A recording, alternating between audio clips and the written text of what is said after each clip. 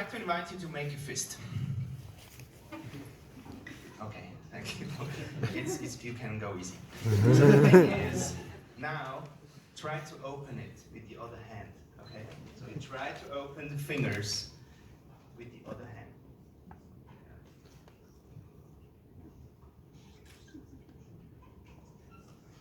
Okay, and now you put the hand in the back of your fist.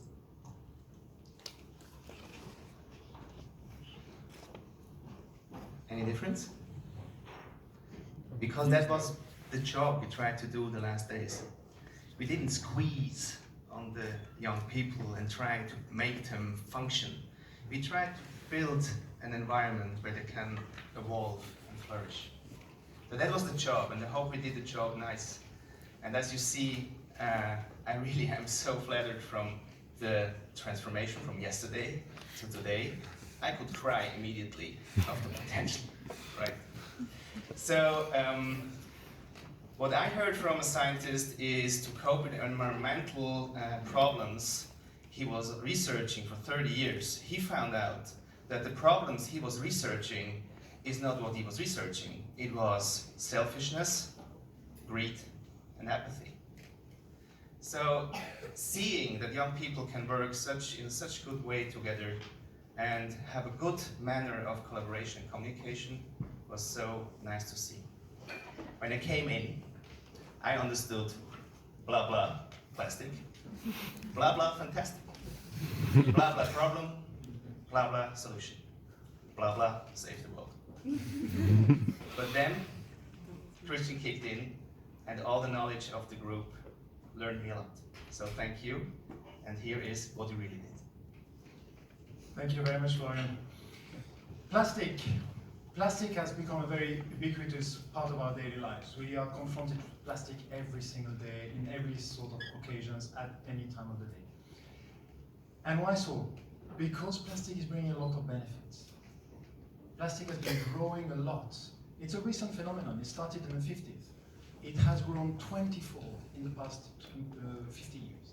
And it will double again in the next 20 years. Again, there's a good reason for that. Plastic is bringing a lot of benefits. If you think of food, for instance, it is through the packaging of food, it is bringing food security, food safety, and food quality. It has been a key enabler for things such as urbanization, for instance, that require transportation of food over time and distance from the places where food is being produced to the places where food is being consumed. And world population and urbanization has exploded. Since I'm born, I'm slightly older than you, but since I'm born, the world population has more than doubled. I'll let you pause and reflect on that. Since I'm born, the world population has doubled. Plastic has been a key enabler for that. We can debate if it's a good thing, by the way. Plastic is also providing a lot of benefits to the industry. It allows it to centralize its production, to gain efficiencies. It's delivering a lot of benefit to the consumers by keeping the prices of the food a little bit cheaper, by providing additional functional benefits such as reclosing, transportability, portion control, you name it. It is providing benefits, single-use plastic, to the municipalities and to the governments by freeing them from making heavy investment into infrastructure, recycling, recollection, and so forth. And guess what? It is providing a lot of benefit to the environment at that time, because single-use packaging has a better footprint than some of its alternatives. So packaging is everything.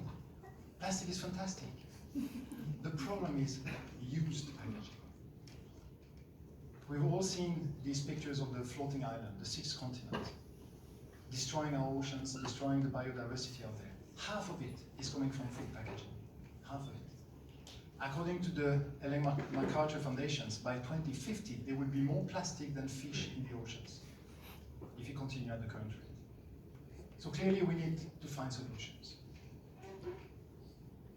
The challenge that was thrown at the teams was to reconcile. How to reconcile the benefits that packaging is delivering, plastic packaging, with respect to the environment. It is one of these wicked problems. When you try to solve something, you might very well create a problem somewhere else in the chain. So to address that, looking at all the stakeholders, from the biosourcing all the way to the so-called end of life of plastic packaging, it is highly complex issues, highly complex equations that we're asked to address. Is it reuse? Is it replace? Is it reduce? Is it recycle? Is it a bit of everything? So the challenge we threw at the team was to identify where they believed they could have the most tangible impact and devise concrete solutions to do that. A little philosophical note to conclude. When you want to change something, anything, you need innovation. Innovation with purpose alone, sadly enough, seldom has tangible impact because it's not always scalable. Innovation with technology alone is just business as usual. And more often than not, you aggravate the problem. It's only when you put innovation, technology, and purpose that you can hope have a tangible, positive benefit on the problems facing mankind. So let's see what our teams have co-created. It's been a genuine privilege and a constant being impressed at witnessing how the team unfolded and came up with co-created some solutions. I'm happy to share them with you now. Back to stage 5A.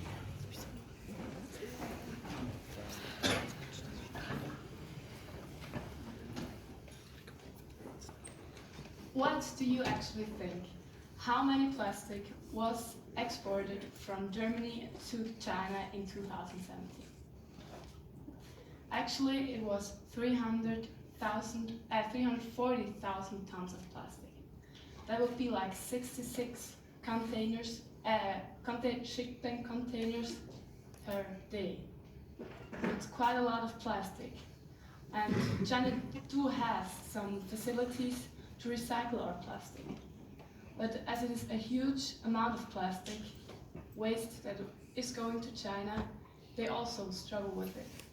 Because there is a lot of CO2 and also toxic fuels that were put into the environment and that couldn't be resolved. So China decided to not take our plastic anymore. And we had to find another country that would take it. So our export shifted to Southeastern Asia, like to countries like Vietnam, Thailand, or Malaysia. The problem there is they don't really have facilities to recycle our plastic. So the plastic lands on dumping sites like you see here. But why can't we just melt all plastic and reshape them in a reusable shape? Well, actually plastic isn't plastic. There are different types of plastics and we differentiate mostly between two, the thermoplastics and the thermosets. The thermoplastics can be recycled, mainly as PET, as we see here. And the thermosets, they can't be recycled. They're used for food packaging and usually they're just thrown away or put to another place.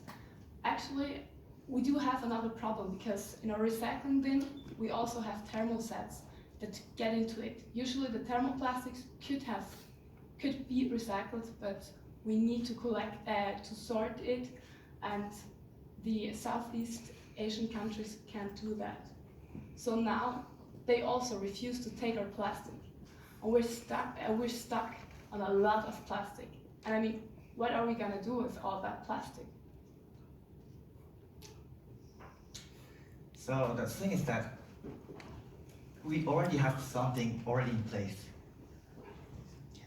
So what we already do now with thermoplastics, the plastic that we can reuse, is to collect them and remelt it to reuse it. That's what we already do. But what can we do with thermosets? Thermosets, just to remind you, is the plastic that we can't remodel. So what can we do with it? That's where our project that we call TLCP, True Life Cycle of Plastic, comes into action. So this, in our opinion, is the ultimate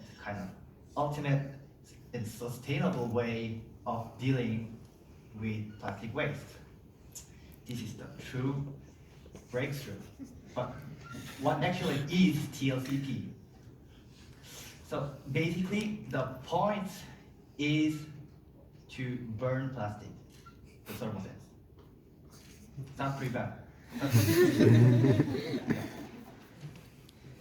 what is actually bad with burning plastic? There are two main things. Is that it leaves toxic fumes and toxic ashes. But if we can take care about those two, then it's fine. Because firstly, it gives us the fuel, because it burns so we get energy. And if you can make use of fumes and ashes, then that's good. So, first of all, with ashes, scientists found a fungus that could digest, and we can compress that mushroom, that fungus, into some kind of sheet of plastic that we can reuse. They don't really have good quality of our plastic needs. So that's, yeah, formally it's the ash, by the way. It's really toxic. And with the fumes, which is mainly CO2, we can collect it and make fuel out of it. For example, kerosene. And use that to fuel and power the cycle. So it's cycle that is kind of self-feeding, right? So, yes. Yeah, but what do you think about it? It actually sounds quite great, but I mean, how can we implement it into society? It doesn't look really realistic to me, if I'm being honest. Yeah, that's a good question. But so to answer this, we have to take account of stakeholders that are involved in our project, namely food companies, which most of the time own the packaging companies as well. That's the case of Nestle, for example. That we can, for example, offer a tax exemption on plastic matters that are produced this way in order to promote the use of recycled plastic by these food companies. That's just one example, but there are many other ways. I just don't have enough time to, yeah. But, yeah. Yeah, well, I think the most important thing is to create new ideas and afterwards put them into reality. And I think our target is that our landscape looks like that even in 50 years and not like the dumping sites we saw before. Thank you for your attention.